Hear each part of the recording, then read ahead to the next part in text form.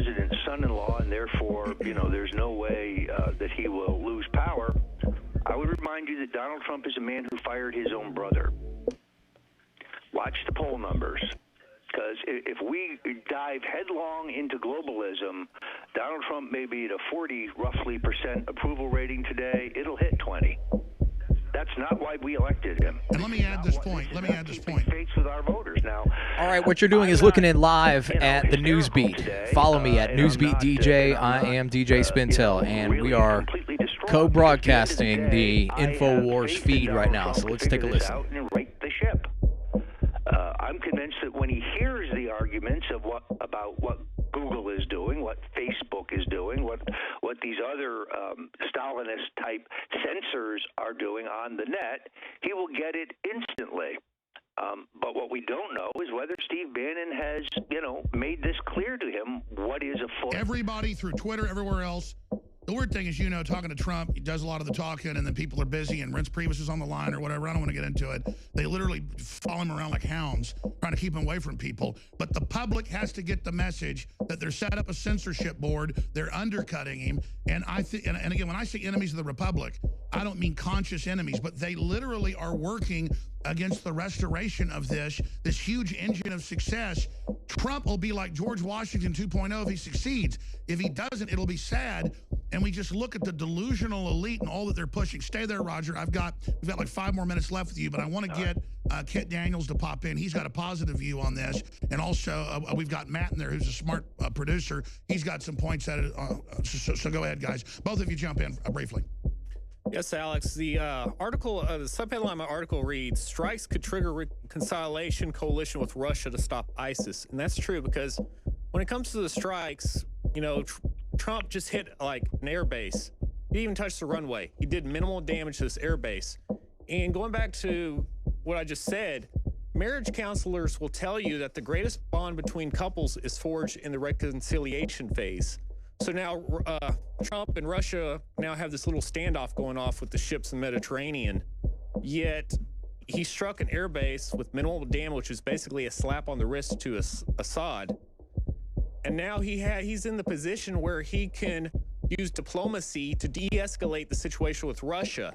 Now, if he didn't strike the air base before, and he tried to talk to Russia beforehand about forging a coalition to stop ISIS, then, his whole administration, the Democrats in Congress, even the neocons in Congress, would have went out and said that Trump is Putin's puppet. I agree. I believe, and I said this yesterday before it was admitted, that there were back channels, that they are meeting with them, that Mattis and others are talking to them. But they told the Russians, let us do this. This will shut up that we're all Russian agents. Then we can have another deal to fully remove ISIS and then decide what we're going to do with Syria together. But we're going to hit this because the optics are too bad. You can saber rattle all you want, but then this will be a gambit to reopen détente. And I believe that's actually what's happened. But the neocons are all celebrating because they believe now they can just stage more false flags. I believe they're directly behind it. I think McCain went over there and set this up a month ago. They've done it before. And so they're now thinking they can bully the president into submission and aren't even sophisticated enough to know what the president's done. And by the way, I know that's what's been done. I mean, I just can see it. I saw it before it happened. Roger? Well, he is, he's clever like a fox. I do agree with you, Alex, that John McCain, maybe he thinks he was elected president. I don't know. But he clearly was there at a suspicious time.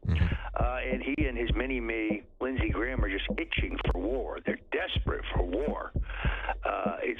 It's very sad. You would think John McCain, as a man who has seen war, would want to do everything necessary to avoid war. We're going to know very soon because if this becomes a full-fledged invasion of Syria, boots on the ground and massive, civilian bombings, then we have lost. Then we have lost the purposes of electing Donald Trump. Well, Roger, here's the bad news.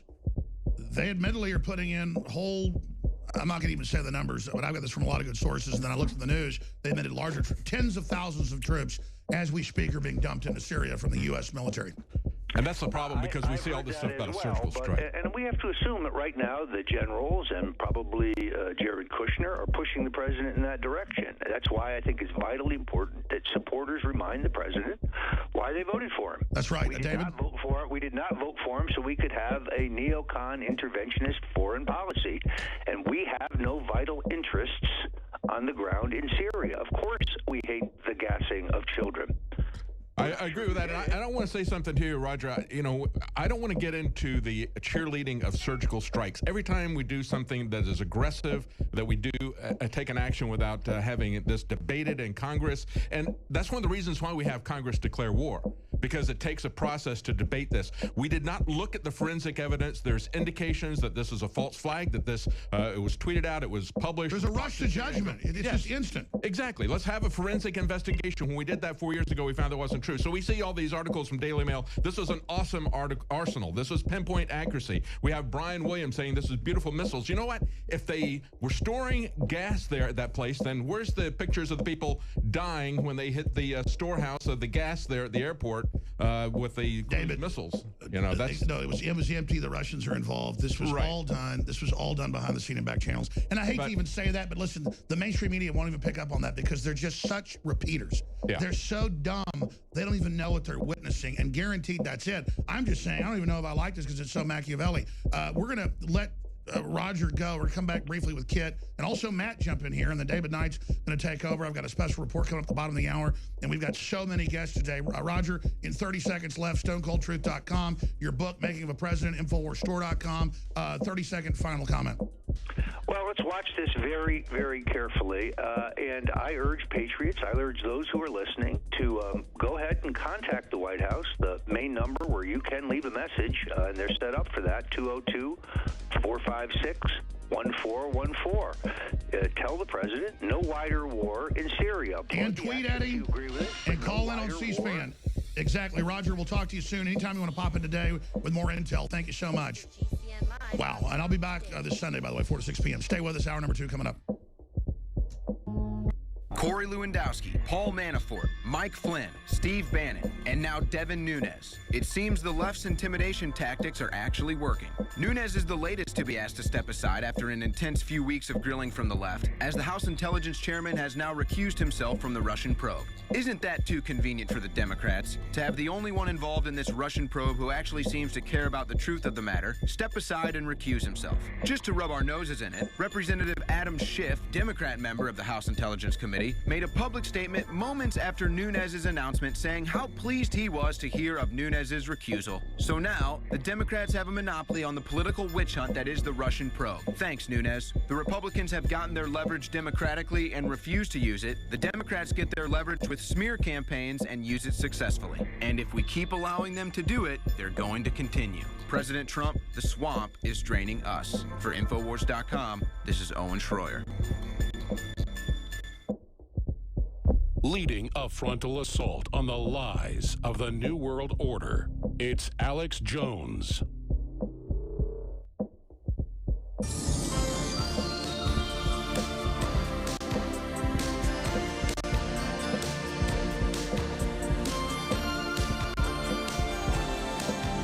The world is a dangerous place, not because of evil, but because of those who look on and do nothing. If you are receiving this transmission, you are the resistance. We now take you live to the Central Texas Command Center. It's Alex Jones. Yeah, we're starting to retake the Republic a little bit here and there, but there's a lot more of the fight ahead, as you can see, as all the forces struggle to derail our agenda. Joel Skousen's popping in with his view. Dr. Steve Pachenik is also coming up. Jerome Corsi. Paul Watson hosts the 4th hour. David Knight's going to take over until I'm back at the bottom of the hour. It's just a big broadcast, obviously, today. It's an InfoWars. Spread these links. I know David's chomping on the bit here with all these guests we've had on. Kit, I agree with your bullet points from the perspective of Trump, and I think that's what Trump means. In fact, I know it's what he means. So I get what's happening there, and I concur with your article to a great extent. I'm just saying there's more levels to this. Other points, and I want to get Matt Weber in here. Absolutely, Alex. My concern is that the criticism lobbied against Trump, a lot of it is valid, but some people are making this assumption that Trump is stupid. Trump is way smarter than he lets on. He is way smarter than most people realized. And going back to this article is the fact that, you know, with Russia, you know, it's like you said, the taunt. And there's two tales about this thing, about this. One, when you played the video with Trump giving his press conference, he just read it off the script. He had no authenticity about his statement. He was reading straight off the teleprompter. I have never seen Trump do that. So to me, I'm convinced that Trump doesn't believe that this was a real attack. I think there's a doubt in his mind that this was definitely a false flag attack. Absolutely. They know the other attacks were. All right. Thank you. That's a great point. Your article is on Infowars.com. Kit Daniels breaks down kind of the pro side of this. I overall think we're going down the wrong road really, really fast. But right now, let's go to Matt Weber. Matt, you've got some points on this as well. Go ahead. Yeah, to elaborate on what David Knighthead said earlier, he was critical of tactical or surgical strikes. And I do know that the purpose of that strike was to inhibit their capabilities of carrying out sarin gas attacks. But there was an article up where Putin was warning about negative consequences. And I think one of those could be that it makes Syria more dependent on foreign powers for defense aid now.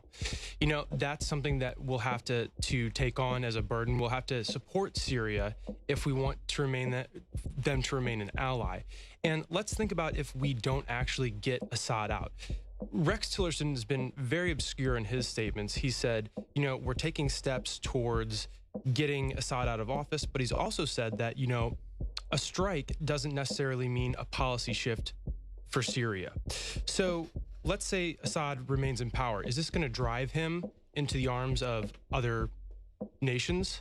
You know, is he going to align himself with other people?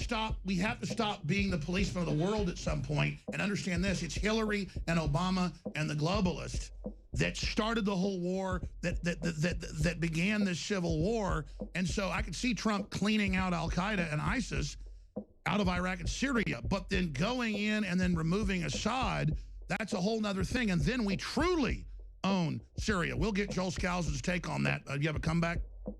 Yeah.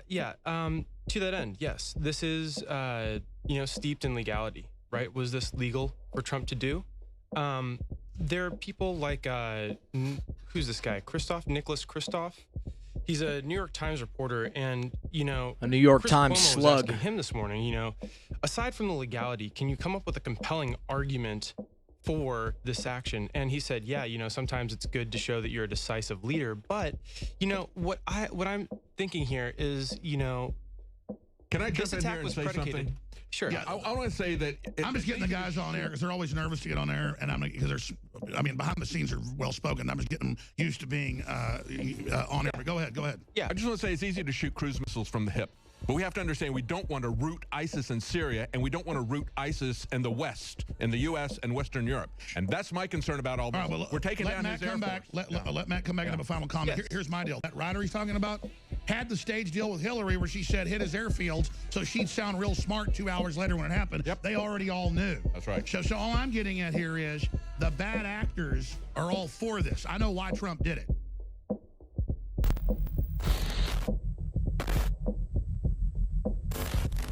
The reality is this is a war. These people are waging war on us for time. This has gone on for 1,400 years. This is nothing new. And the whole time while this goes on, police leaders or political leaders want to invite more. They want to invite more. So Tommy Robinson.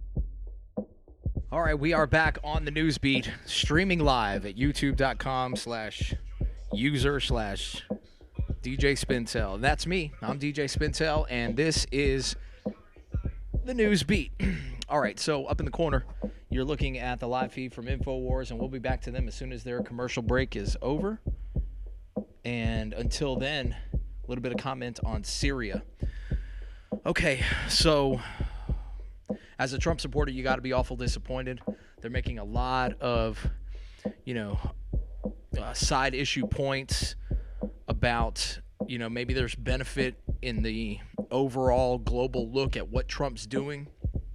But to me, it's a betrayal. I mean, it really is a backtrack on everything that we voted for. I shouldn't say everything that we voted for. I don't mean to be too hyperbolic here. But it is against one of the central tenets of the campaign was that we weren't going into these endless wars or being tricked by globalists into fighting wars and toppling dictators or toppling secular dictators in Muslim majority countries, because we know what happens when you topple a secular dictator in a Muslim majority country. The Muslims take over. And I'm sorry, I don't mean to talk about it like, you know, insulting all Muslims. Look, Americanized Muslims are different, and I think I've made that clear on my Twitter page at NewsbeatDJ. But following this, we don't want to be on the side of the same people who are also trying to fight radical Islamic jihadist terror. We want to be on the side of secular dictators. I mean, I hate to say that, but if you look at the situation, we don't have to side with them or be allies with them. We just got to leave them alone. You know, these countries that we, determine, we know what's best for them, what we wind up doing is putting radical jihadis in charge anyway. Do you follow that logic? It makes no sense. So even if we are trying to do something better in the Middle East, we're just making it worse. And so once you know the globalist plan, and you know that this is all part of their plan to terrorize populations into full capitulation, man, look at this. Look at the video of Taharush Gama, the rape game that Muslim men play in Europe. And if you could call it play, this is an attack. These are assaults. These are sexual assaults. So the point is that do we side with radical jihadis and try to take out a secular dictator so that globalist agenda can be forwarded, can be pushed and furthered? Or do we play the smart role, back off, and don't take those kind of roles where we inject ourselves or put ourselves in the middle of a civil war where there's no winners or losers? Not for America, anyway. All right, we're back to the InfoWars feed. 2017, Gorsuch was just approved to the Supreme Court. I guess they used the nuclear option to get that done, only needing 51 votes. We'll have details of that for you. We can put the article on screen for any TV viewers that are out there watching us. If you're a radio listener, you can always tune in via Infowars.com/show. There it is. Neil Gorsuch confirmed by Senate as Supreme Court Justice. And we'll scroll down and read some of that article for, again, the TV viewers. Judge Neil M. Gorsuch was confirmed by the Senate on Friday to become the 113th Justice of the Supreme Court, capping a political brawl that lasted for more than a year and tested constitutional norms inside the Capitol, fraying upper chamber.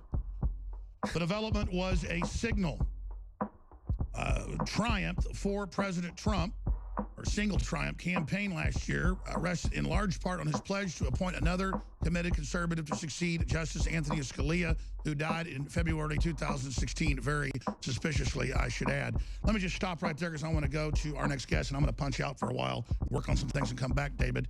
I'll leave everybody here with able hands. I'll be back this Sunday, of course, 4 to 6 p.m. Live. But it's not Hillary picking the Supreme Court, and I know folks that were involved with Trump. He had a computer with the most conservative votes and had a bunch of big firms look at it, 3 different firms. And he wanted to put in Napolitano later, but said, well, I guess you're not on the list. You'll have to be the second round. That's big news for folks, but I'll just tell you. So, bigger economy, control the border, a lot of good stuff happening, but neocons and Al-Qaeda celebrating what happened in Syria, a clear false flag. Joel Skousen was on with us the day it happened. We had reporters on the ground, absolutely a false flag. Ron Paul, 100% false flag. He's never that sure.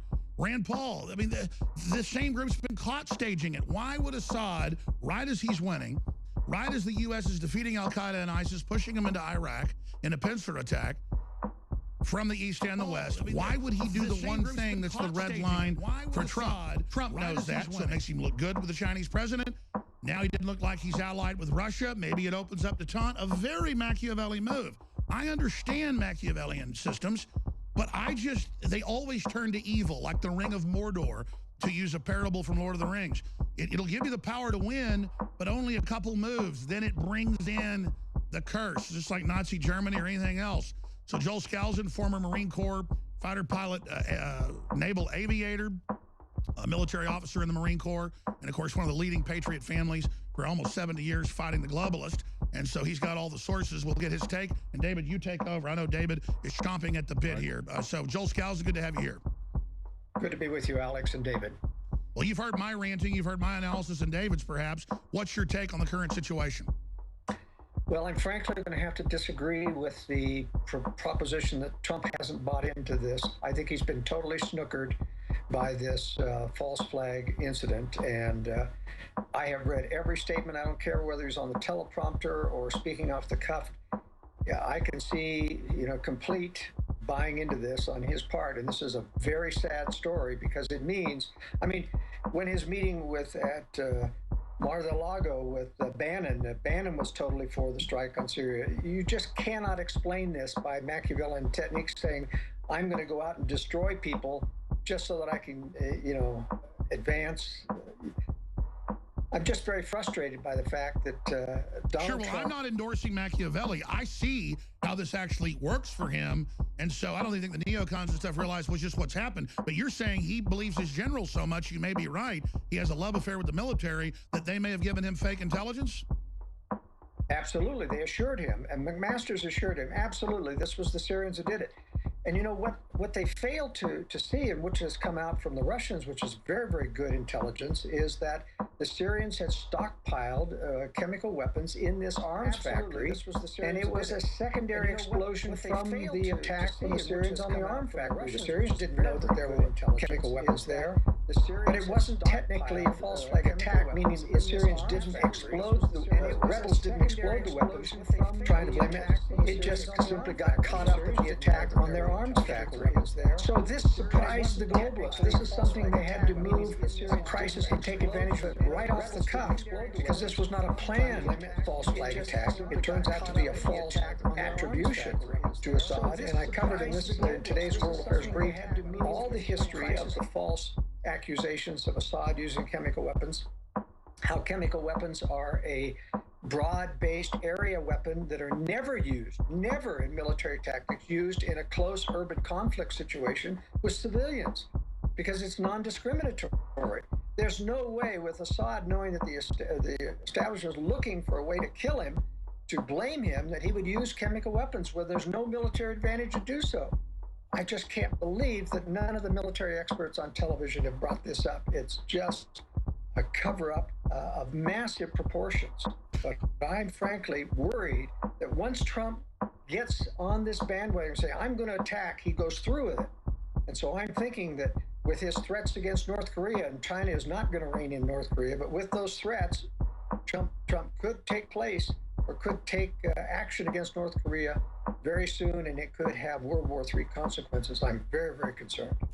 Joel, this is David Knight. Alex Jones is gone now. We'll finish up this interview together.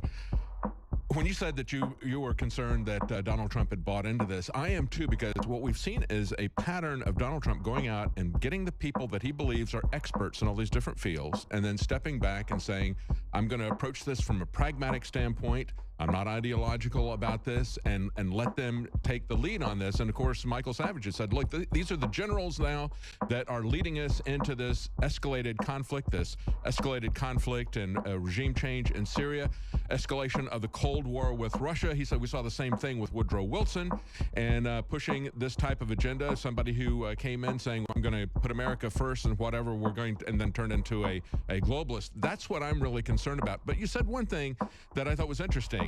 In terms of the way the attack came out. We talked to Syria Girl yesterday, and she was saying that a day prior to the attack, Gulf-based Orient TV announced, quote, tomorrow we are launching a media campaign to cover the airstrikes on Hama countryside, including the usage of chemical warfare against civilians. I mean, they're tipping this out a day ahead of time. We see that there's not going to be any forensic investigation. There's not going to be any debate in Congress. Instead, they move immediately with a solution that they have pre-planned. This is what looks like so much like a false flag. I have people pushing back when I talk about this on Twitter saying, you see everything as a false flag. It's like, well, when they talk about it in advance and say, tomorrow this is going to happen, and they've already got a pre-planned solution, they've already identified the culprit, when you can't identify somebody that quickly, that's the thing that concerns me. It's got these types of deliberate fingerprints all over it.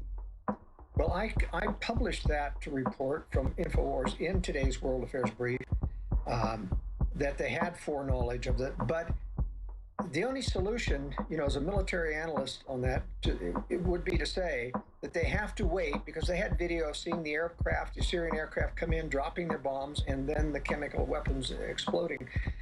Either they had to time it where they set these off manually in concert with the coming attack, which perhaps they knew about. Perhaps they were inducing this attack and planned to blow this up, but that's a tricky thing to do from a military standpoint. I think it's much more plausible to believe that foreknowledge referred to the fact we know they're going to attack our arms factory, and in the process, those chemical weapons are going to blow up, and it's going to cause a massive amount of deaths, and that's what I really think happened. I agree. Now, in terms of justification, we saw Donald Trump and Nikki Haley talking about babies and so forth, and we've seen this all with the first Gulf War, and that was false. The fact that we were told babies were being taken out of incubators by an evil dictator, and then we found out that that was entirely rigged. We talk about Donald Trump said the slow, agonizing death. Well, you know, we had 500,000 children die of slow, agonizing deaths, and that was our sanctions against Iraq. We also have the example that we had in Stockholm today of what is going to really be the consequences of this in the long term. You want to speak to that and talk about also what you think is going to happen, what effect this is going to have on our relationship with Russia? Well, let's talk about the Russia thing, too. Now, Trump, of course, as you know, did warn the Russians in advance. This was to avoid too many casualties or any casualties all among the Russian advisors, so he didn't want to have an escalation of this conflict. What that indicates, and it also ended up meaning very few Syrian casualties, although there were some involved in this. But what it means is that Trump wanted to make a statement rather than start a war. And of course, the Russian reaction with this is to cut off any coordination on air support for this war in Syria. They're also bringing in more anti-aircraft systems. You know, I wondered, first of all, why didn't Russia respond knowing in advance? Why didn't they shoot down any of these Tomahawk missiles? I mean, the U.S. threw 59 of them at this airbase. That I knew from a military pilot perspective. That's really overkill. These things are over $1 million a piece. Yeah, $1.5 million. That's about $90 million that he spent there. I guess we should all go out and get some stock in Raytheon right now. They're going to go shooting up. They'll be replacing these. Well, here's my take on this. Those Tomahawk missiles aren't being produced anymore, and I think they do have accuracy problems. So I think in one aspect, there's two aspects, but one is that they wanted to use up existing inventory, so they threw nearly 60 of these things out. Secondly, they knew that Russia's S-400 system has very expensive interceptors. They don't have 60 reloads for those S-400 systems. And so they wanted to send a barrage in there so that Russia would say, hey, we can't possibly stop this attack. We're going to let it fall. Interestingly, Russia has documented that most of those cruise missiles missed their target. They only end up destroying three MiG-23 jets. Wow. And those were under repair. So essentially it was a net negative. They didn't even crater the runway. That's what happens when you do Wag the Dog. We're talking to Joel Skousen, and we're going to be right back. We take a quick break. Be right back.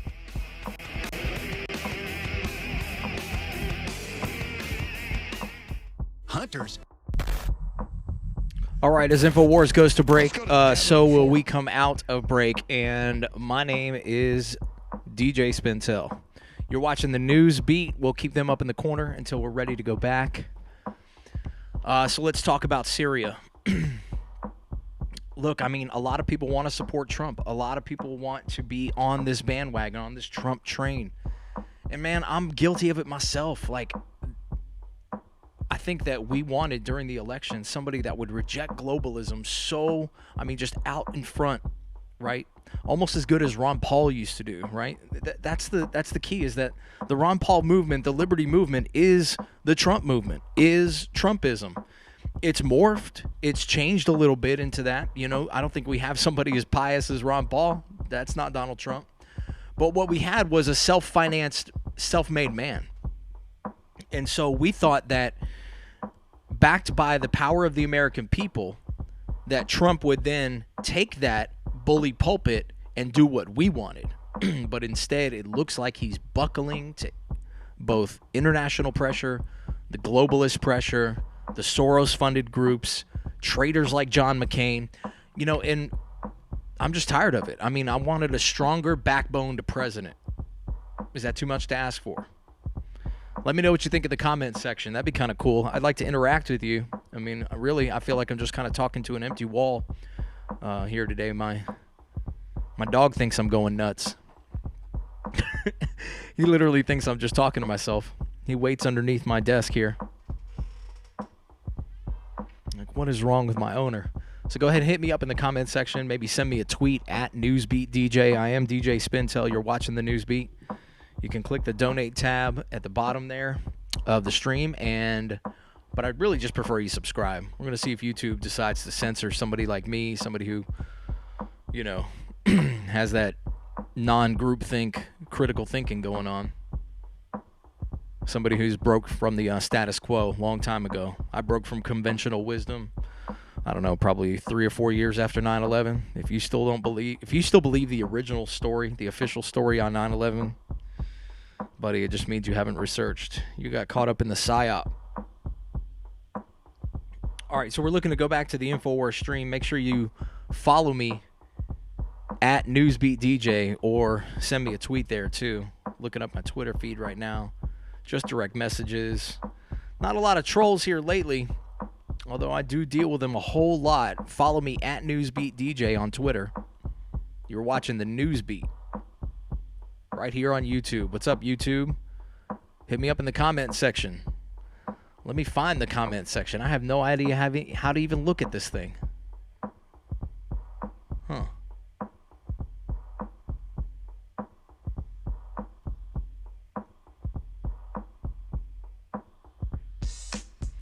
Time to listen to some beats. All right, keep watching live because when Paul Joseph Watson goes live, we will too. That's right. Today, around 3 p.m. Eastern, Paul Joseph Watson goes live. He's got Bill Mitchell to interview. And we want to hear because last night he even broke news to my wife. My wife says, look, Paul Joseph Watson is officially off the Trump train. Did you hear about that? I said, yeah, honey, I broke that news last night on the Newsbeat. Why weren't you tuned in? She said, I was asleep. So we want to hear from PJW, obviously, the king of the produced pieces that he's been doing in regards to the culture. Somebody that's on top of the culture, knows how to defeat social justice warriorism, as I like to call it. And, looks like we're heading back to the feed now. We'll cut the beat here for just a second and bring you back into InfoWars. I don't want to get their music online. Ugh, that'll create a whole lot of complaints. Section, but Joel, I want to get your comments. What do you want the audience to take away from this in terms of what's going on in the area? Because you're looking at this from a military standpoint, from the strategies there. As you pointed out, they wanted to get rid of these stockpiles of cruise missiles. These are old. You said they sent 60. That was massive overkill. There were questions about its accuracy because it's an old weapon system. But of course, the military-industrial complex always wants to re-up and get the next generation. This gives them more impetus to sell the next generation to everybody. But give us your perspective on what's going on with the military-industrial complex, the influence of the generals, what this is going to mean for the geopolitical situation with Russia. I think this entire attack can be laid at the feet of National Security Advisor H.R. McMaster's. I think he is in charge now and has the ear of Donald Trump. I think Donald Trump trusts him as well as Mattis, and they're both picked up a neocon agenda.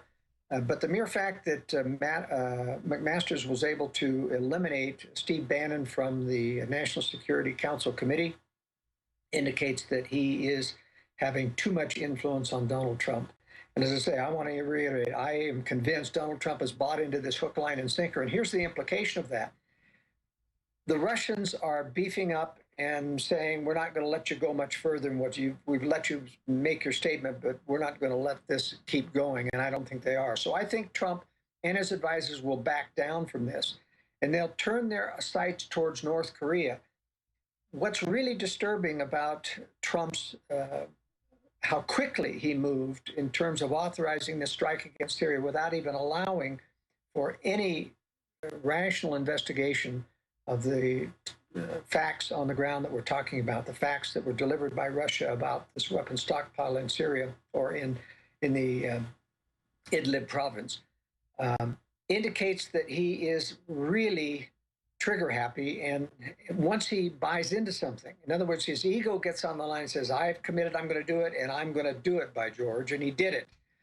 Now, if he applies that to North Korea, first of all, let me say, in practice, I think they should have taken out preemptively North Korea's missile and nuclear system years ago. Now, the globalists were in charge then, and they weren't about to do that because they want to preserve North Korea as a threat to be a trigger for World War III.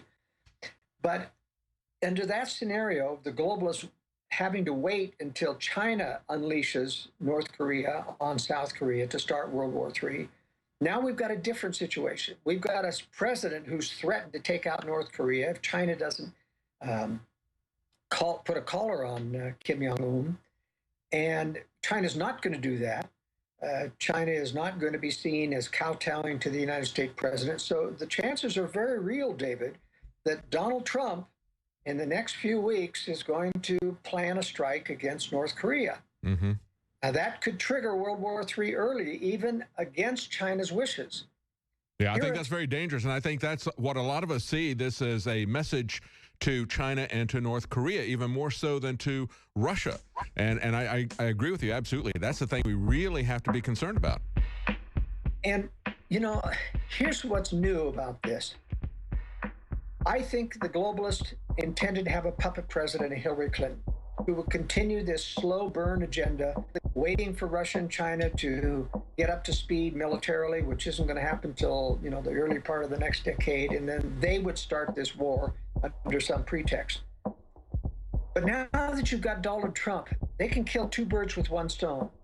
One, if they can get Donald Trump to start World War III, then they can blame him for it. Mm-hmm. And suddenly it's not a globalist puppet that has to take the blame, that has to get up on television and explain away this. Yes. They know that they can destroy Donald Trump and his entire supporters and label them as the people who started World War III. Yes. So I'm saying there's a window of opportunity for the globalists to take advantage of Trump's impetuosity and to get him to launch a preemptive strike against North Korea. So here are three scenarios I am... 3.5 scenarios that I'm postulating that could happen about North Korea. One, North Korea sees Trump threatening in Syria and decides to launch its first missile against Guam or Hawaii to make good on his bluster against the United States. However, remember, he doesn't have maneuvering warheads. This is a simple missile, ballistic, easy to shoot down, especially in a low trajectory to get to Guam or Hawaii. I think the U.S. could intercept that missile. We're about out of time, Joel. Give us the other two scenarios real quickly. Okay.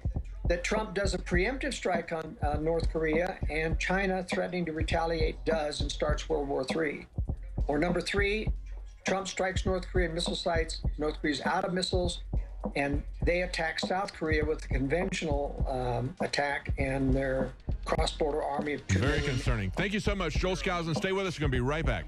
All right, we'll take a break along with them. Alex That Jones and the is GCN the Radio INFOWARS feed. Network. And later on today, we expect to hear from Paul Joseph Watson, who is indeed going to have something to say about the Syria strikes last night. So if you weren't paying attention, last night Donald Trump and the U.S. administration launched airstrikes against Syria in retaliation for the alleged chemical attacks done by Syrian bombers. So they basically attacked the airfield where those bombers allegedly took off from. So again, we have a lot of people on the ground saying that they've seen the evidence. But of course, we all know that that's what that's called. That's called hearsay. Okay? It doesn't count. It's not evidence. You tell me that you've seen evidence. No. Show me the evidence. This is a show me, don't tell me world. Okay? In the age of the digital age, the technotronic era, you can put a picture online and show me what you found. But no. Take my word for it. So, again, these are alleged gas attacks by the Syrian government. We have no idea if they did it or they didn't do it. But again, we weren't given but 2 days to find out. We got to take our word for it, and then boom, bombs go off. And maybe this is all just, global posturing. Maybe they attacked an air base that, a bunch of planes got moved from and not much was damaged and the runway's not hurt. That's what I'm hearing anyway. That's what's coming across the line. And maybe that's the truth. But what it still bothers everybody with like the libertarian or, nationalist view that, hey, that we're supposed to work on America first. We don't need to be solving the world's problems. 70 some odd people died. That's a tragedy. You launching more bombs makes it a travesty. And that's not what we wanted to see out of this country. This country can't remain free if we're launching attacks all over the world. It's not going to work. So tell me what you think in the comments. Make sure that you subscribe and get more live streams like this on the daily. Plus, of course, as you know, YouTube is going to record this live stream, so you'll be then able to see it at any time. So go ahead and click subscribe. Click me into your notifications so that you get each live stream, and when it's coming up, you're notified. And then also when the video posts later. I'm going to be doing lots of reporting from the liberty perspective. I'm a former liberal. Yes, I was a Democrat. I'm a hashtag ex-Democrat now. I mean, it didn't take long before the lies of the Obama administration basically start to change your mind if you're an honest person. Okay? If you no longer follow party, if you no longer follow, these ridiculous platform ideologies that are just there to box you in and make sure that you can be labeled a Democrat and your vote counted on, then go ahead and subscribe to somebody like me. I'm delivering news right here from Baker County, Florida. Look it up on a map, okay? I'm not in the population centers, okay? We do farming and stuff out here. This is a different type of world. This is what would be considered flyover country by the media, the forgotten folks. Well, I'm reporting for you forgotten folks right here on the news beat. We'll go back to the InfoWars feed. Here we go. Joel Skousen, and he said, look, the real danger here, as everybody is agreeing, this is a wag the dog scenario to look strong to China, to put North Korea on alert. Could we start World War III? And he laid out 3 scenarios there for us as to how that might happen. And as we look at the people who are cheering this action, from ISIS to Al-Qaeda to John McCain, Lindsey Graham, Nancy Pelosi, Chuck Schumer, and then, of course, the Never Trumpers at the Weekly Standard, Bill Kristol's publication. Elliot Abrams said this today: the president has been chief executive since January the 20th, but this week he also acted as commander-in-chief. And more, he finally accepted the role of leader of the free world. We did not vote for him to be leader of the free world. We voted for him to be America's leader, to put America's interests first.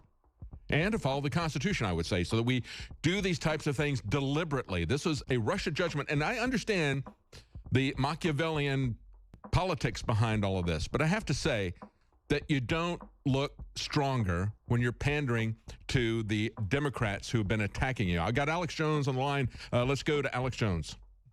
Alex. Absolutely, David. I got in the car to go take care of this work I'm doing for the company, and I was flipping through the AM dial just to see what people were saying. Rush Limbaugh was ranting against President Trump, saying, what are you doing? You're battling on the side of Al-Qaeda and ISIS when Assad didn't start the war. The Clintons did. Obama did. My whole audience is turning against you. What are you doing? You said you wouldn't have these wars. Everyone's sick of it. And Limbaugh's doing that because his audience is like 90% against this. See, I don't just always go with my audience. When I exposed 9/11 as an inside job, I lost 70-plus stations of 100 I had. I lost, billions of dollars I would have had to fund the operation. I went from being a big star at 26, 27 years old to being on only 30 stations. But I did it because it was right. My listeners hated it. So I don't just instantly jump on the bandwagon against Trump less than, 24 hours into this, but we're analyzing every angle. That's what I do is I get into the knowledge, I get into the angles, I bring on all the different voices, and I really try to penetrate and understand what's happening. But I just wanted to call in and say this. Your instinct is right. I mean, everyone in his entire base is turning against Trump because they know it's Al-Qaeda in Syria under the name ISIS. They understand the true narrative, and they understand, okay, sure, look tough, for Russia. He sounded just like us. It was Limbaugh saying, okay, look tough in front of Russia. Whatever. What if it starts a war with Russia? Russia isn't communist anymore. They want to be free market. See, the problem is all these Republicans, like Rohrabacher and others, who used to be anti-Russia, have gone over to Russia now. They see it's the Wild Wild West. It's what America used to be in many respects. It's got lower taxes than us. And Russia doesn't want to be our enemy. And so people are pissed, just like the internet, just like TV and movies let Russia know how good we had it, so the old Soviet Union fell. Americans, despite stuff's bad in Russia in some areas, know that in many ways they're more right-wing or Christian than we are. They know it's all a bunch of bull. They don't want war with Russia, and we're sick of it, and we're sick of this being pushed. And so I got to tell you, I'm going to listen to some other channels before I come back today. But I'm telling you, if you have Michael Savage coming out, Rush Limbaugh coming out, Rand Paul coming out, I'm coming out saying, I don't think this is good. I see the Machiavellian point, but he's just getting his enemies on board that'll stab him in the back next week. These people change policies every 5 minutes. We need steadfastness. We should actually backing Assad until we defeat Al-Qaeda, and then he promises to have elections. So this is just crazy, and it's garbage, and we're on the wrong side here. And again, the paradox is this. We have to go to the special report, David. They're coming back.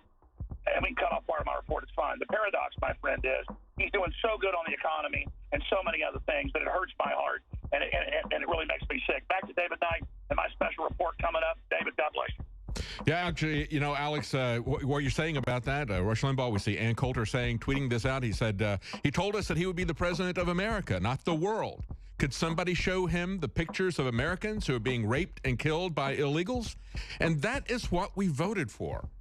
We've seen some positive results on that side. We saw in the last month the lowest border crossings in 17 years. So there's been progress in other areas. TPP was shut down, but now we've got this Game of Thrones that's going on in the White House, Jared Kushner and the Goldman Sachs people. I'll break that down for you later in the broadcast. But as that is happening, we see Donald Trump moving against the people and the wishes of the voters and the handshake that he had with us. Alex Jones said at the beginning, here in Texas, you look somebody in the eye, you shake their hand. We had that handshake. It's called an election. He looked us in the eye. He said, I'm going to put America first. I'm going to fix our country before we start on this globalist regime change idea that is making us all less safe and destroying our economy at the same time we create this massive military buildup. So we had that handshake. And then we saw with Obamacare, this is the thing that concerns me as well. We saw what Kushner was doing with Obamacare, bringing in the architect of Obamacare, Rahm Emanuel's brother, Zeke Emanuel, and then attacking the people who had stood by him, attacking them by name. People like Mark Meadows. Remember, a month before the election, when they threw Trump under the bus with this old tape that he had where he was talking to the Bush guy. When that came out, we had Paul Ryan tell all of the congressmen, forget Trump. He's done. Save yourself. Don't ally yourself with him. Mark Meadows said, no, he is talking about the things we want to see happen. We're going to stick by him. We need to get rid of Paul Ryan. So that's exactly what should have happened. And instead, we see him turning in the other direction. He's now going with the Jeb, the Hillary factions. I want to go to this Facebook report that Alex has. It's titled, Why Trump Attacked Syrian Airbase Revealed.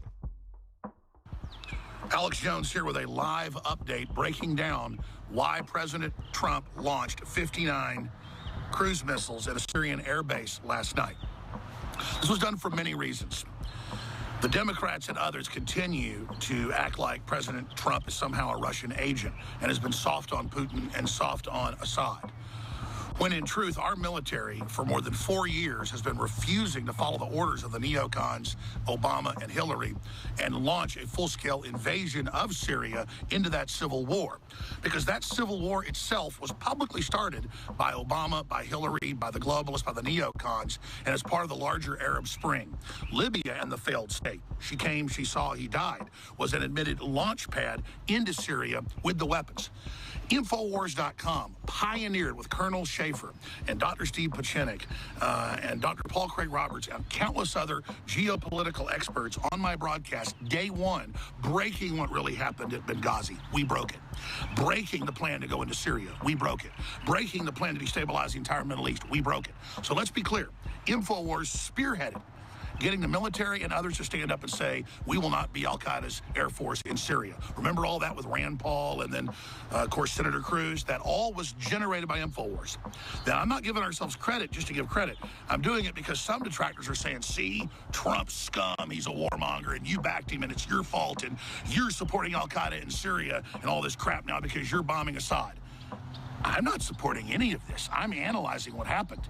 I'm breaking it down. Those are correct the record bots that we see all over the place with the left pushing a narrative to undermine Trump. Now, if Trump keeps going sideways, I will be critical of him. In fact, I've been critical on multiple fronts, but I've got a wait-and-see approach. So let me lay out the facts of why Trump did do this. I said this last night before the missiles were launched. I said it in another report I filed, and now this morning, all of it's being admitted. So now I'm going to give you the rest of the story.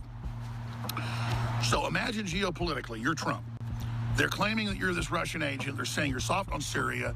You know that Syria is being turned over to radical Wahhabis out of Saudi Arabia under the name al-Nusra, ISIS, al-Qaeda, all the same group, same flags, same mission. You know that the generals are telling you, if we turn this over to them, they will kill every Christian in Syria, and it'll be a horrible failed state. But you also know Assad's done some bad stuff and is not a good guy as well, and that is a dictatorship that they've been trying to reform, by the way, but still kind of more like Saddam, or not even as bad as Saddam, way better than, obviously folks like al-Qaeda. And so what do you do? What do you do if you're going to have a moral position there in this key area in the region that if al-Qaeda takes it over, will basically implode into Turkey and then into Europe, as we're already seeing with Erdogan threatening jihads in Europe if Europe doesn't capitulate to all of his demands, like opening up the borders further. Let more Muslims in or we'll attack you. So, again, that's the geopolitical situation we're facing. So, what does Trump do? There's a gas attack. There's all these witnesses saying it was planes flying over, dropping it. Clearly, it's staged, teleprompters. We've all seen it. It's absolutely canned, like babies out of incubators in 1990. And it turned out the girl was the head of, her dad was the head of a PR firm. She'd never been to Kuwait. It was all fake. That's all confirmed. So, yes, we're seeing made-up WMDs again. We're seeing babies thrown out of incubators again. Clearly, al-Qaeda / al-Nusra ISIS has been caught not once, not twice, not 3 times, but at least 4 times launching fake chemical attacks in the last 4 years and getting caught doing it because their own people shoot celebration videos. They're so badly coordinated, showing that they launched the chemical attacks. Even the UN had to say, okay, it was not Assad doing it. Well, of course, Obama comes out and says, if you launch an attack, that's my red line. I will do an air bombardment and attack you. On the 1-year anniversary of that, as if Assad wants to be attacked by the United States and overthrown, I mean, key bono, he does not benefit from it. They then launch a supposed chemical attack, and it turns out within 24 hours that it was the al-Qaeda people doing it. Then our military says, that's it, it's clearly al-Qaeda, we're not part of this, we won't be their air force. So they rebrand as ISIS to confuse the military and confuse the West about who Obama and Hillary and John Kerry are backing. This is all incontrovertible historical fact. So INFOWARS is opposing this from day one, educating the public about it. Trump supports as a candidate General Flynn and others who'd been a part of this, trying to stabilize the region and kick al-Qaeda and ISIS out, that had already taken over parts of Iraq as well. The 2 countries border each other. So you have that unfolding. So you have Islamic State between Iraq and between Syria, right there as a piece of the 2 countries. Here's Syria, here's Iraq. You've got this piece. It's invading both. Saudi Arabia is backing it. Our own State Department's been backing it. Trump stops that. Then, in just 75 days, cleans out and almost defeats all of ISIS and al-Qaeda with thousands, and it's thousands, of U.S. troops on the ground fighting with other forces from the region. Then, all of a sudden, McCain flies over there, and a month later, there's this chemical attack that Ron Paul says a false flag. We said it looked like a false flag day one. It's got all the evidence, the way the media rolled it out, absolutely. So I say yesterday, Trump, I said, please don't do this because it's probably a false flag. And I said, even if you're taking out limited sites, this could widen the war. The Russians could respond. But then we learned Mattis, the head of the Defense Department, and others were meeting with the Syrians and the Russians in high-level negotiation meetings at some undisclosed location as this happened. And I shot the video last night saying, They're probably going to let the Russians know what they're going to hit. The Russians are going to pull out. And I said, wait a minute, that base is the base that's admittedly where Assad 4 years ago agreed to give up his chemical weapons in exchange for not being bombarded. And so now the argument from Trump is behind the scenes, you already said that those weapons won't be used. Well, just prove it. We're going to blow them up. That way the United States looks strong. That way we don't get sucked in and forced to come in and overthrow your regime completely. That way you can transition into a new elected government, which Assad has already agreed to do as soon as ISIS is pushed out. Folks didn't want that old agreement with our military and the Russians set up over 4 years ago by the Pentagon outside of Obama. And that's all been confirmed. Cy Hirsch has confirmed that on my show. It's years after we told you, okay? So there's an agreement 4 years ago that, okay, we'll push ISIS and al-Qaeda out. Then you'll actually have a stabilization government. You'll have elections. Assad will step down. But you got to put your chemical weapons at these bases the Russians control. Then Trump gets put in check by the fake false flag that, oh my God, look, the children are all dying. Look at these horrible images. Better do something, Trump, or you're with the Russians. You're with ISIS. They clearly know it's a false flag. But they say, listen, you've already agreed to get rid of these chemical weapons. We're going to blow them up in place. It's just like they've done in Iraq. They have a meeting, they have the agreement, the Russians make some statements, they don't like it, boom, the 59 cruise missiles hit it, they destroy it, it's already agreed to be destroyed 4 years ago, and then Trump looks strong to the neocons, the leftists, and everybody else, and can't be blamed for the false flag attack that Trump and his generals know are a false flag, and false flags that the same generals exposed years ago as false flags, and through our intel sources gave us the intel to expose it to the American people. Now, what you just heard is not my opinion. It's what happened. It's the facts.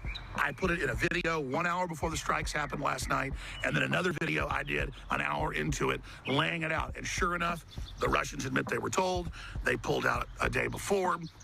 It was chemicals that were agreed to be gotten rid of 4 years ago, and Trump's just executing the deal they already signed, something Obama didn't even do, and now sending a clear message to al-Qaeda and ISIS and all the rest of them. They're going to be pushed out of the country, and the deal to put a democratically elected government in Syria will now roll forward. Now, that's what Trump was clearly told. That's what he's executing. That's what makes sense. Some of these more right-wing generals, though, want wider wars, like McMaster's and others, and Trump's got to be really careful. I'm not enemies of these generals. I know they were following orders under the neocons previously. I hope they're not complete, neocons, because that policy is authoritarian, and it will end up destroying the planet. And it's not moral. And we need to have the moral high ground as Americans. That said, this is very Machiavellian done. Now, what is the final cherry? And I knew this last night when I shot a video before it even happened. The last cherry is the fact that the communist dictator, Xi, is what was landing yesterday at 6 o'clock in Mar-a-Lago. They were meeting at 7:30, an hour before the attacks come. Guaranteed he's told about it. He's brought in.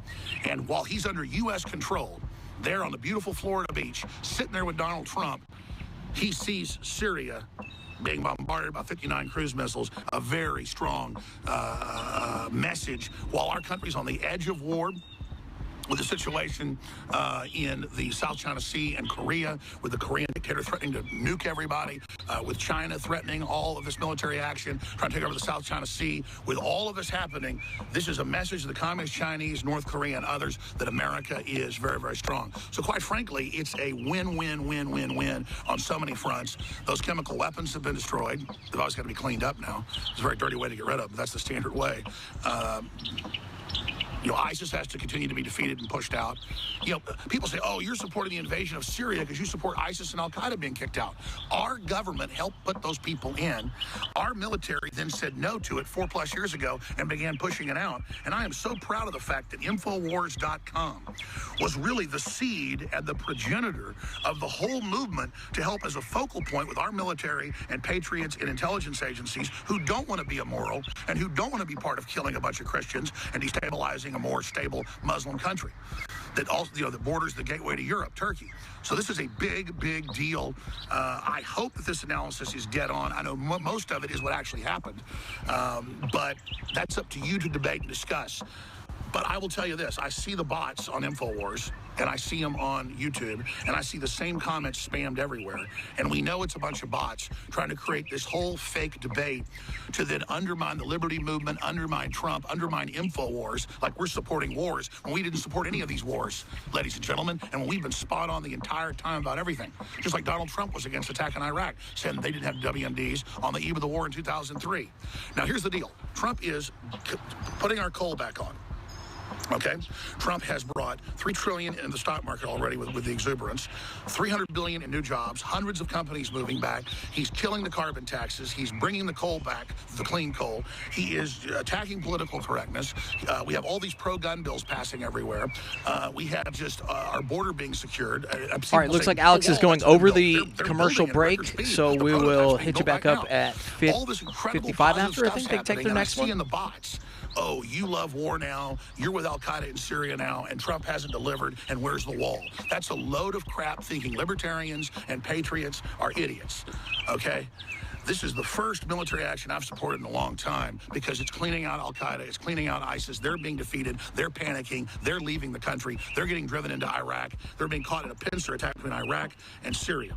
And when that's cleaned out, then the agreement with Assad 4 years ago in our military and Russia was that Russia would come in and help, we would help, and then they would have elections and stabilize the country again, perhaps even give the Kurds their own area. Regardless, ladies and gentlemen, this is a stabilization effort taking place right now, and that's why I am tacitly supporting it. But it's very hard to control the military-industrial complex. And if Trump starts going sideways, I will come out and say I don't like it. So we're the ones playing the Ron Paul clips where he says it's a false flag. We're saying it's a false flag. We're documenting it's a false flag. We expose the whole paradigm and popularize the terms false flags. And it's almost kind of encouraging, though, to see our own listeners, because some of them aren't bots. Some of them are real, saying, hey, what is this? You're pro-war and all this crap. That's not what I've said. That's not what I've done. We're about real analysis, real information, real historical understanding of what's going on. Trump, with the situation, was supporting Paul Ryan's health care that was better than Obamacare, but still horrible. That's a mark against him. Going after the Freedom Caucus, saying they're the problem. No, they're your base and your backbone, Mr. President. And if anybody's trying to convince you in the White House to work with the establishment and try to compromise, they're never going to compromise. You could totally sell out to them, which I know you won't, and they'll want to destroy you because you're an image now of nationalism and patriotism and of men being strong and of the return of nation states and self-determination. They will destroy you as a symbol of nationalism, just like they want America destroyed, because you cannot have a nationalist, prosperous free market system, because it makes the Venezuelas and the North Koreas and all the other centralized systems look absolutely hellish like they are in comparison. They cannot compete with the Americana system. So I'm begging the president, and I'm begging the American people, like Stephen Bannon said, to hold his feet to the fire and to continue to battle for our Americana values. But look how far we've come exposing the private Federal Reserve. Look how far we've come with globalism admitting it's collapsing. Look at all the nationalistic movements taking place everywhere. Is there some utopia out of that? No. But it's better than TPP ruling us off in secret. Oh, I forgot. He killed TPP, second day in office. The globalists are in full panic. Their entire global system's falling apart, transferring our power to some secret unelected group. So just remember all the things Trump has done. Putting globalism back 10 years before people sit there and don't understand the full geopolitical ramifications of the destabilization program launched by Soros, Google, and the globalists, admittedly starting 6 years ago in Tunisia, spreading into Libya, our own government helping overthrow our ally, Hosni Mubarak, and putting Muslim Brotherhood in to blow up over 200 churches and murder Christians by the tens of thousands, and all the rest of the crap spreading across the Middle East and into Africa. And now Trump is actually, because I have all the sources, but I can also see the action, cutting them off all over the world. The radical Islamic global bloom is being blocked by President Trump right now. Will there be mistakes? Will there be problems? Damn right there will be. But if I see Trump try to overthrow Assad and let Al-Qaeda / Al-Nusra, ISIS run that country, then I will come out against Donald Trump 110%. But that hasn't happened yet. So we're going to sit here and we're going to watch what happens. But just remember, you were this close to having Hillary Clinton, and that witch came out. I knew they were going to hit last night when she came out on CNN at about 7, this big gold outfit, and said, I'd hit all those airfields and I'd do this and that, knowing that was coming. so that she could all look like a genius. And I mean, it's so scripted, ladies and gentlemen. And with Trump, it's not, because the cards are so close to the vest. But then I'm looking at it geopolitically. What I would do if I was actually trying to, cut off the Russia-phobe garbage, shut up the Democrats, shut up the neocons, but actually make Assad follow through on his deal to destroy the stuff. So it was still sitting there at the airbase under Russian control. And I knew they called the Russians and said, you agreed to blow that up. We're blowing that up. Pull out. Russians pulled out. Russians can have their rhetoric. United States has their rhetoric. Our generals and military are working with them on airstrikes, on intelligence, on everything. Okay, that's an admitted fact. And you heard it all first at INFOWARS.com. You want to know what's happening a year before it's admitted in the mainstream news? INFOWARS.com. That's why they're censoring us. That's why they're demonizing us. It's why they're blocking us, because we're true nationalists that are pro-human and want free market renaissance on a planetary scale. Spread the word. INFOWARS.com/show. I'll be live with David Knight with massive analysis at 11 a.m. Central at INFOWARS.com/show. It's an InfoWars. Spread this link, spread this video, and get the truth out, because the enemy does not want anybody to see it. They want everybody to be confused. And again, that was Alex Jones earlier on a Facebook post, and things are moving very, very quickly. You heard him say that he would not support a regime change there, and things are moving now in that direction. We have a story on InfoWars.com from Mikhail Phelan, quoting Secretary of State Rex Tillerson, saying steps are underway to remove Syrian President Bashar al-Assad from power. He said that Assad has no role in the future of Syria, and that there will be an appropriate response from President Trump to that. He said Assad's role in the future is uncertain clearly, and with the acts that he's taken, it would seem that there will be no role for him to govern the Syrian people. We hope that that will not be the case. I'm going to go back to the news here, and we're going to lay down some of this. Of course, we also have Steve Pachinik is going to be joining us in the next hour. Also, Dr. Jerome Corsi. We want to get their take on this Dr. J coming up of events. But before we do, I want to remind you that we've had Caveman, one of our newest products, sold out very quickly. It's now back in stock, and we have reduced it 33% off retail for a limited time only. It was sold out for weeks, and now we're... All right, we are going live to the News Beat with DJ Spintel. Follow me at Newsbeat DJ, and take a look at this. So, piggybacking off of what Alex Jones was just saying, I want to take you guys back to 2013, okay? And we're going right to the turntables here, where we've got the video clips loaded up. I saved this for 3 years just to remind you that it was in August of 2013, 1 year after the red line was drawn by Obama, where he said if Syrian government used chemical weapons, then that would be a red line for him, and we'd start with military intervention. Just a reminder that the Syrian government was found that they didn't do that, and we knew about it because we watched InfoWars and saw this tape where the Al-Qaeda operatives, these are ISIS members, okay, that's not Syrian army. Take a look at their uniforms. That's not Syrian army, okay, and they're loading chemical weapons up onto what looks like a rocket launcher, basically a big stationary rocket launcher. Take a look real quick as you see the guy come out from underneath it. He waves his arms. We're all good. We're all ready. And then ready. Kaboom. Kaboom. That's the chemical weapon that's allegedly killed 1,400 people in Syria, drawing us into this war. This is what false flag is, folks. And I don't doubt that this second one, that this new attack, this false flag, this Syrian gas attack was probably one of these. I have no doubt it was these guys. Al-Qaeda, ISIS, rebels. You know them by a ton of different names, but it doesn't matter. These are the people that did the crime the first time. And if you know the globalist agenda is to use terrorists to then shake or topple your secular dictator in given Middle Eastern country. We've done it time and time and time over and over again. And this is what it looks like. They even brag about it. Remember, folks, not the Syrian army, Al-Qaeda rebels. They're putting it on. Let's back it up. They're putting it on. Now let's back it up. All right, just a quick reminder that, not this gas attack is not everything it's made out to be. So if you're supporting airstrikes on Syria, know the facts first. We're back to the live stream.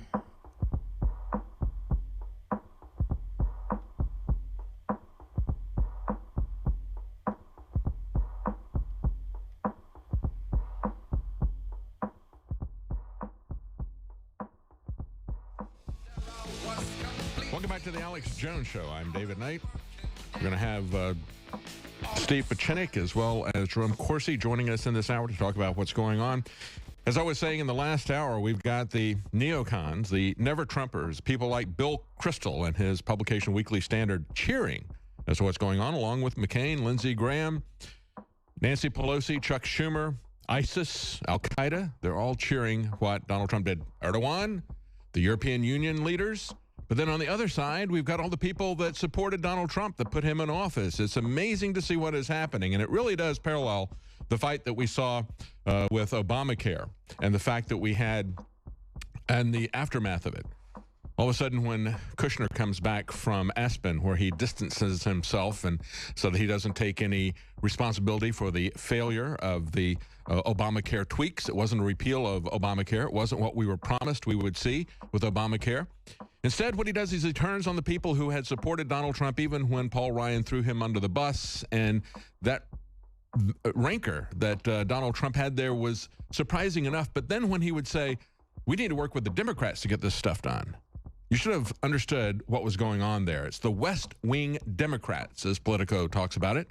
This Jared Kushner and Goldman Sachs. Lee Stranahan had a great editorial where he put through the connections of Goldman Sachs, and he essentially said, hey, it's the same globalism, just a different bank. We had Citibank, heavily connected to Barack Obama. Now we have Goldman Sachs. And he put it this way. He said, in a nutshell, weeks after meeting with Goldman Sachs CEO, the number one at Goldman Sachs, Lloyd Blankfein, at the Four Seasons in D.C., Jared Kushner, friendly Goldman alums, have been successfully maneuvered as Trump's top advisor. Steve Bannon is pushed off in the National Security Council. He said, Jared Kushner, it should be pointed out, has a well-documented history of donating to Democrats, including Hillary Clinton, Chuck Schumer, and Robert Mendez, Democrat of New Jersey. And so these are the people that are very happy about this new policy. These are the people who did not want to see Obamacare repealed. And then he takes a look at some of the ex-Goldman operators. And this is very important because this is one of the people, there's an article out from Axios saying that there may be a shakeup with the White House Chief of Staff. We might have Priebus and Bannon completely taken out. And they had four names that they put up there. One of the four names was this man, who is the friend of Jared Kushner, the former number two guy at Goldman Sachs. He got an unprecedented payout, if you remember, of $285 million. They accelerated his bonuses. He was also the guy at Goldman who led the delegation to restructure Greek debt during financial crisis, as Lee Stranahan points out. And he has now brought in Drew Quinn, who was the lead negotiator of TPP. So even though Donald Trump campaigned on getting rid of TPP, and even though he did it as one of the very first things, as soon as Gary Cohn got involved there, he's now bringing in Quinn, the guy who was the architect of TPP. They're hoping they can stop any action on NAFTA. But that's not all. We have other people. We have Dinah Habib Powell. She is married to a guy, Richard Powell, who is president at Clinton-linked Teneo. And remember, this was the organization that was talked about a great deal along with the Clinton Foundation. Even Washington Post talked about it as Bill Clinton, Inc. Okay, WikiLeaks emails showed this relationship between that corporation, Doug Bann, and the Clintons. And so that's her husband, who's the president there. Bill Clinton is and was an advisor there. They hired Huma Abedin. That was where she was doing the double dipping as she was working at the State Department, also working for this corporation that had close ties to Bill Clinton. Now, his wife has now been brought into the Trump administration by Gary Cohen and the Goldman Sachs people. She also worked for the second Bush administration. And her connections to Goldman Sachs and the Bushes are what we're looking at. This is what is happening, folks. The fact that we have people who were the architects of Obamacare, the architects of TPP, being brought in by Jared Kushner and Gary Cohen to completely shut down Donald Trump. And this is the concern, as we're talking about, his reliance on people who are experts and putting more reliance on the pragmatism from these experts than on principles that he campaigned for. We'll be right back. All right, that's David Knight of INFOWARS.com, and I'm DJ Spintel from Baker County, Florida.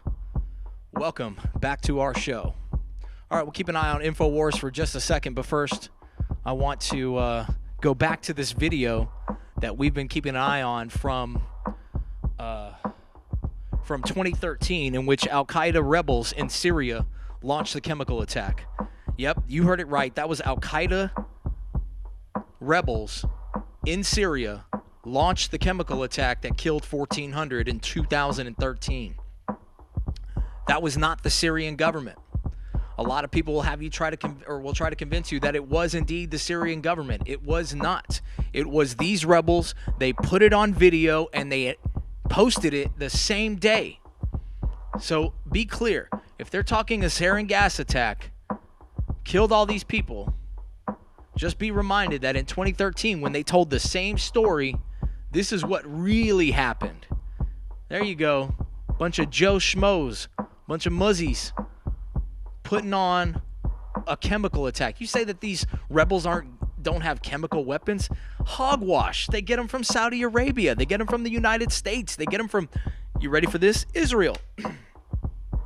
But those are the allies in this war on terror that has to continually perpetuate itself, and we have to continue fighting this abstract threat so that it continues forever, and we can dump tons and tons of taxpayer dollars into it. And not real taxpayer dollars, just debt, rack it up on the credit card. So there they are, loading up the chemical weapons, undoubted, unrefuted.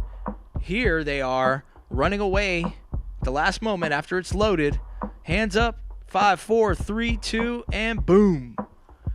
See it from another angle. Boom. See it from another angle. Boom.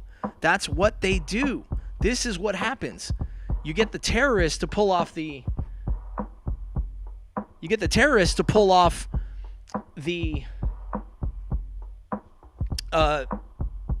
weapons attack and then blame Assad, who's leading the country. And why would he gas his own people, knowing that that is the red line, or that was the threatened red line anyway at the time, that would bring war to his country, that would bring the full might of the United States military to their country? Why would he do that? It's like saying, I surrender. I mean, you would fight for 3-4 years along the line just to say, let me just kill some people with a chemical attack because I know the UN's going to really come after me after that. It just makes no sense. It gives no motive to Assad to have launched a chemical attack. And now here we go, and responding within 2 days to look tough worldwide. I don't get it, Mr. Trump. I'm not with it. Look, this is what they do. They put it online and brag about it. Take a look at that. Just understand that. That's rebels putting that together. That's not a Syrian army base. Just disgusting. All right, we're back to the InfoWars feed. Dr. Steve Pieczenik right now, of course. Dr. Pieczenik is an American psychiatrist, a former State Department official for 4 administrations. He certainly understands what's going on there. He's had 20 years experience with that. Of course, he's also a co-creator of the best-selling Tom Clancy Op Center and NetForce paperback series. And Dr. Pieczenik, before the election, became very outspoken, and he would come onto our show very frequently, and we wouldn't have pictures of him, but he came out before the election saying this is a coup against the globalists. And so, Dr. Pieczenik, I want to ask you, is there a counter coup going on now in the White House? What do you make of all this? Well, I think that's what is important to understand, David, is 2 elements in this. Number one, in order to refresh your memory and your audience's memory, I was involved with our military intelligence about 8-9 years ago, just before the Syrian civil war, when I literally went into Syria and Bashar Assad and his people interrogated me and then allowed me to travel all over the country for 18 days. What I came out of that was, and I reported this to my contacts in military intelligence, was a very simple point, that Bashar Assad was not going to leave. And I had also worked against Hafiz Assad, his father. So I understood very well that Hafiz Assad, Bashar Assad, the all Alawite community, which is a minority community in Syria, would still dominate a predominantly Sunni country. What happened subsequently was that Assad was not very effective in handling what was really a water war. And the people from Homs and Hama came up, and they were Sunnis, and they protested the handling of the water distribution of food subsequently. Anyway, what subsequently happened is that our intelligence community, through the CIA and other elements of the civilian part, created ISIS and Al-Qaeda, and you've talked about it. But the most important part was that our military understood very clearly what it was that I was saying, and understood that there was no way we were going to be in the business of regime changing. Having said that, I understand a little bit about General McMaster and even General Mattis. And I think the important thing to remember in both these gentlemen, and also the surrounding facts, is that President Trump initiated this strike just at the moment when Kim Ji-pong, the president of, when President Xi Jinping of China was literally at the doorstep of Mar-a-Lago. And he did this, and I think our military did it, for very important reasons. Number one, it was a very clear message to President Xi, more than to anybody else, more than Russia, more than the ISIS or anybody else, that, listen, you, President Xi, you were involved in violence during the Chinese Cultural Revolution. You don't like violence. We don't like violence. But if you have any question as to the resolve of a president, i.e. Trump, as opposed to Obama or anyone else, let me reassure you that I will order a strike against some base, air base, which is not as relevant as anybody thinks, and it will be done in your presence. I think President Xi Jinping was absolutely stunned by what he saw and what he realized. That message that was sent to President Xi Jinping was also translated to Prime Minister and President and CEO of North Korea, Kim Jong-un, who has been playing around with nuclear weapons as a way of creating some leverage for negotiation. Our only negotiation, quite frankly, is through China. China can literally suppress anything that North Korea wants to do. Our military does not want to go into North Korea. They don't want to do preemptive action. They don't want to go into a war in Syria. Our military does not want to follow the neocons, even though some neocons correctly came in, but they were thrown out. Thanks to Alex Jones, myself, and others. Elliot Abrams didn't come in. A whole bunch of others didn't come in. But when we're talking about our generals, McMaster, who wrote The Dereliction of Duty, we're talking about General Mattis. They understood very clearly that war is not the solution to what our problem is. What is a solution is what I call the kabuki of war. In other words, we will show you what we're capable of doing at the right time and the right place. So the Syrian so-called attack was really done not for Syria, not for Russia. All of them were cleared beforehand. Russia understood this was happening. Turkey was informed. Every country was informed. Saudi Arabia, Israel, even Syria, and Bashar Assad understood it. But the only people who were not informed was President Xi Jinping and Kim Jong-un. What this means now is that the matrix of negotiation with the president of China and North Korea has suddenly shifted to our advantage. For 20 to 30 years, I've been involved with North Korea, and quite frankly, it's been frustrating. I've been held back on my capability to do regime change because I knew exactly how to take down the North Koreans. The greatest fear China has, and has been a fear for the United States for the past 30 years, but has not been my fear, is the fact that we can literally destabilize the borders of North Korea. We can do it militarily, we can do it economically, we can do it politically. What Trump was doing and what the generals were doing was saying, look, we're not going to get into the business of attacking North Korea. We're not going to get into the business of destabilizing your borders. But if you don't change your behavior, we can assure you that we have the willpower to do whatever is necessary here on this channel to inculcate and to execute whatever actions we need.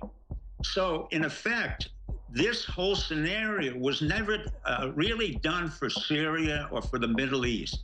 We're not interested in the Middle East, quite frankly. We're pulling away from the Middle East, even though we're sending in some soldiers to finish up the work in Raqqa and Mosul. But for the most part, we're going to be shifting to the Asia, to southern China, which is what I wrote about 20 years ago, the Spratly Islands. So in some ways, David, you have to look back at this as a very clever way of the art of the deal.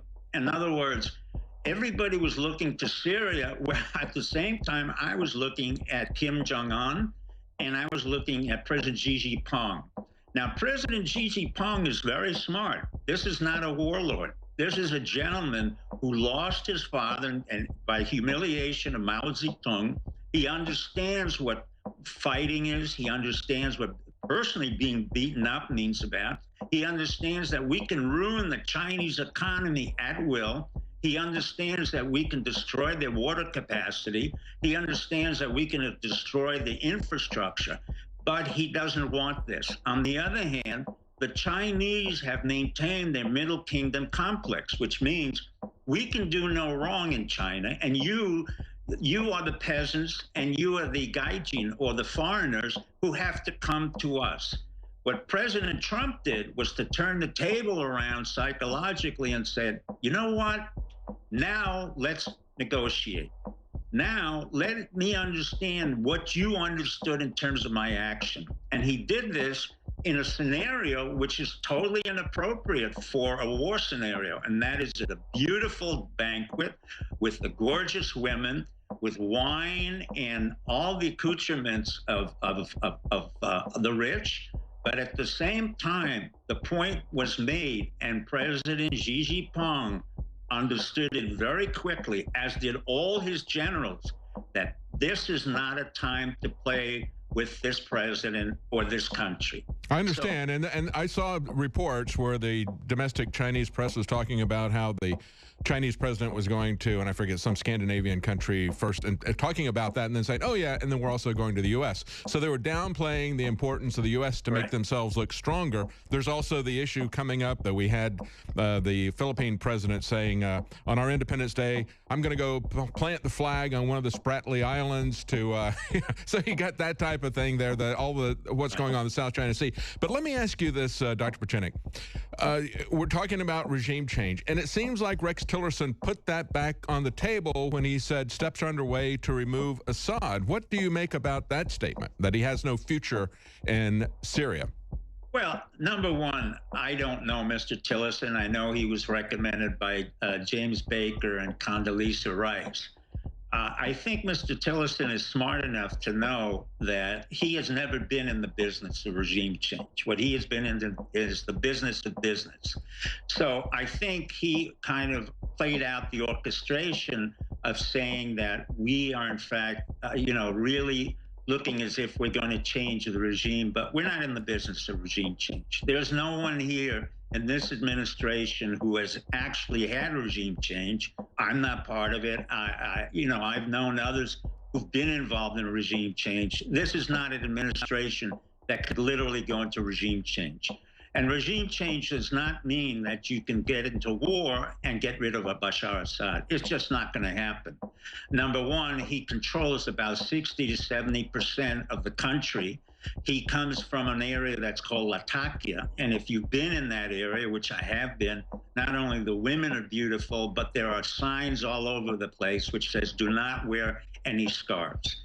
And so Alawites are very secular, and he will remain there until there is some kind of tripartite or an agreement between Russia, Turkey, Iran, and ourselves to literally change the administration in Syria, make it peaceful as much as we can, do reparations. Be sure to click subscribe at the bottom of the screen. We need all your support that we can. Thank you. Dr. Pachinik, we have to take a break. Can you hang on with us and do another short segment right after the break? Sure. And we're going to continue to talk to Dr. Steve Pachinik, a man who has decades of experience with the State Department working for 4 administrations, giving us his breakdown. We'll be right back.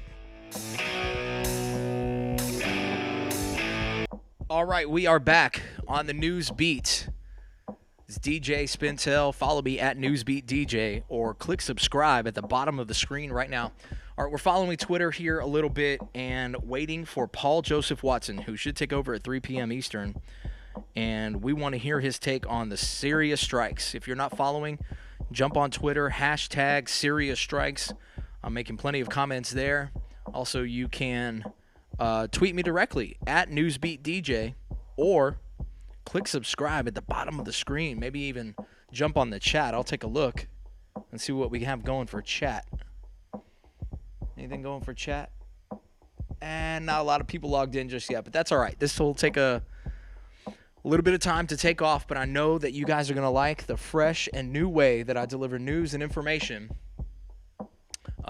in the way only a DJ can. Like, for instance, showing you live video or recorded video, chopped up, messed up, queued up with Serato DJ. So take a look at the top left of your screen. I want to show you guys this. This is video from Syria. These are ISIS rebels, or Al-Qaeda rebels at the time. They are loading up a chemical weapon. They are firing it off, and they post this video the same day that a chemical weapon killed 1,400 in Syria back in 2013, causing the Obama administration to push for war. And now we know that since Donald Trump has done the exact same thing, that this isn't his agenda. It's definitely not the American people's agenda. Look, ISIS rebels can get a hold of these kind of weapons, and they make them go boom. Do you understand?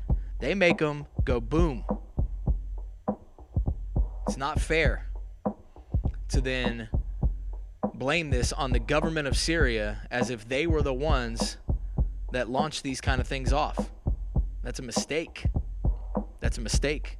It's not only a mistake, it's a dastardly plan. It's a ploy, it's a lie, it's a trick to get us into war. Make no mistake about it. Same thing as weapons of mass destruction in Iraq. Don't you just feel like we have to do something? Shouldn't the President of the United States do something? No. He definitely shouldn't bow to globalist interests so that they can put their little minions into Middle Eastern countries to knock over dictators who are actually secular. I mean, this guy Assad, for all his bad things, he's the one that protects Christians from being slaughtered by the Muslim majority in Syria. Oh, yeah. But guess what? When it comes to refugees, only 1% can be Christians. Oh, yeah. Ask Obama about his refugee program, the one we're trying to stop or put a halt to. That is a de facto Muslim invasion. Make no mistake about it. They're not just importing kids and women. They are importing military-age men who are crazed jihadists.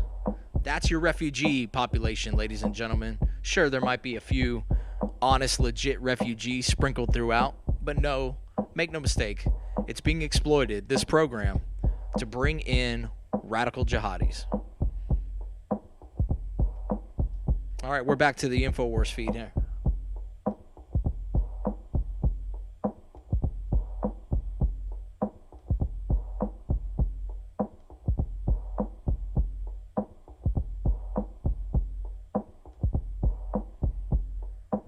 I'm coming, and they come after you, I'm coming for them. These aren't people playing games. I don't think the globalists realize what they've set off here.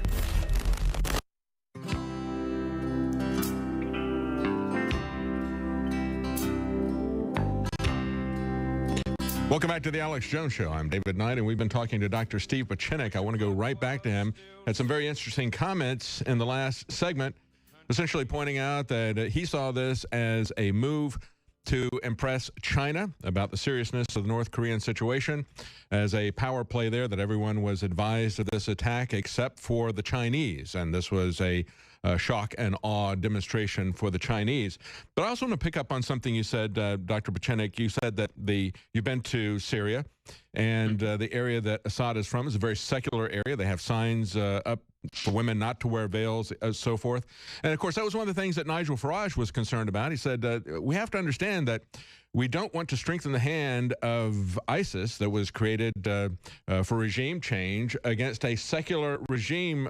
Your comments on that and your comments on what is happening within the White House and this one segment that we've got from you. We saw the removal of General Flynn, who had been very outspoken about this creation of ISIS on the part of America's involvement in the creation of ISIS. And we've seen the diminution of Stephen Bannon in terms of National Security Council. Of course, they had a meeting yesterday. He was not on that. It's reported that he did attend, but Weekly Standard is bragging about the fact that it was unanimous that they all wanted to do the Syrian strike. So your comments about Syria, as well as what you see happening within the Trump White House. Is there a move in there? Yes. Thank you, David. Number one, in Syria, there will be no regime change. When we announce a regime change, that means we can't do it. When I was involved in a regime change in the Soviet Union, they didn't know it was happening. It occurred over the Nixon-Reagan administration. We took them down very quietly. In terms of the White House, what's happening is General McMaster, whom actually I had funded him in the 90s when he did ArmCAT for the Tom Clancy series, is a very serious scholar warrior. And he understood right away that Steve Bannon was not privy and not really capable of dealing with the issues of strategy and tactics. Even though Steve has been in the Navy, and I have full respect for what he's done, the issue of national security was exceedingly important and had to belong sui generis to him. Another element that McMaster did, and it was not really covered, was that a lady named McFarland was thrown out as well. Now, I knew about her, although I didn't know her, from the Nixon administration. She was not a top-notch analyst. She was not that well regarded, and McMaster acted accordingly by getting her out and sending her to Singapore. So in effect, what McMaster is doing is solidifying his base and bringing in professional operatives. The last person who has to be taken out is this gentleman named Ezra Cohen Watnick, a friend of Jared Kushner, who has no experience whatsoever, a Jewish guy who graduated from the University of Pennsylvania and is head of intelligence. That's just not acceptable. I have worked with and against the CIA, but I have full respect for the history of the CIA and our community of intelligence, 17 different units. But this man, Cohen, has no experience. Neither does Jared Kushner. And these individuals should not be involved in foreign affairs, let alone in domestic concerns. I know Jared Kushner and his building 666 Fifth Avenue is going bankrupt. So I think his time should be spent on mortgaging his buildings and not in the White House. That's my opinion. However, I am in full favor of what McMaster did. I'm in full favor in the fact that Bannon has to take a secondary role, control his narcissism. He knows that, as does Trump, and he will do that. But he has to focus in on exactly what his accomplishments are. We're still waiting for the $1 trillion infrastructure project. I was not impressed by the medical bills that came through. I was not impressed with any of the Republicans, including Rand Paul, because nobody had read the bill and nobody understood what it was really about. That's right. I think it would have been malpractice for the congressman to have voted for that. We've seen this happen too many times. We've seen several thousand pages of legislation sent to them for an up or down vote. It's being changed up to the last minute before it's being presented. And so just from that standpoint alone, they should have opposed this. And I guess that's one of the things that concerns us about this strike in Syria. You know, you mentioned Elliot Abrams and how they kept him out of the administration. Of course, he is saying that now we have a real president and President Trump because he did this. And he said this. He said he was willing to act alone without demanding UN Security Council meeting or a congressional vote. And I guess that's one of the things that concerns many of us is the fact that this was, you know, the way that it appears, it looks like there was no evaluation of this. I understand what you're saying, that it was strictly for strategical reasons for the Chinese, but it's still something that I think needs to be addressed to people. How would you address that to Trump's disgruntled base? And we've got 20 seconds. I'm trying to do it right now through the Alex Jones Show. What I'm saying is, let's see what happens. Basically, this is not an initiation to war. And the reason it's very simple. I don't care what Elliot Abrams says. I know Elliot. I stopped him from coming in. I stopped John Bolton from coming in. I wish we had more time. I got to cut you off there. Thank you so much, Dr. Steve Pachinik. We're out of time. Thank you. Alex Jones and the GCN Radio Network. This is Alex Jones. I want to tell you about a way to save a lot of money on one of the best new off-the-grid products of 2017. And seriously, I really think everyone should have one of these. I'm talking about the PPX solar generator system from our friends at Solutions from Science, one of our oldest sponsors. The PPX is so small you can put it in your pocket, but so... All right, we are back on the live stream. I'm DJ Spintel. This is the News Beat. And that's what you're listening to anyway.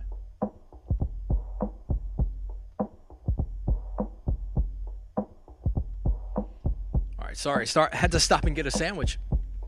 I mean, it is, what, 2:30 in the afternoon, and I still hadn't eaten a single thing today. Going off all coffee, brain force. Have you taken your brain force? You need to visit InfoWarsStore.com.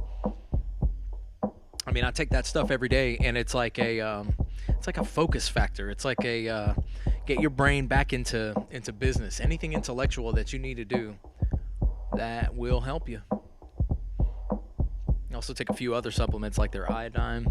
If you haven't been to InfoWarsStore.com, make sure you visit that, because that'll get you a bunch of cool stuff that's actually good for you, lives up to the hype, and it's like getting your nutrients, getting your stuff that you couldn't get anywhere else, or you typically wouldn't even search for anywhere else unless you had heard of Alex Jones before. Well, I'm glad you did. Make sure you follow me at NewsBeatDJ on Twitter. And then, of course, right here, click subscribe at the bottom of the screen. Get the latest updates. Click that bell for the notifications and everything else. I'll be streaming live more in the coming days and everything, but for now, it's Friday. So I'll try to hit you up over the weekend with additional videos. Make sure you click subscribe, the link below. Tune into Infowars.com/show to pick up the rest of the live stream. Or I think they have it on YouTube. Follow the Alex Jones channel. We'll see you later, YouTube.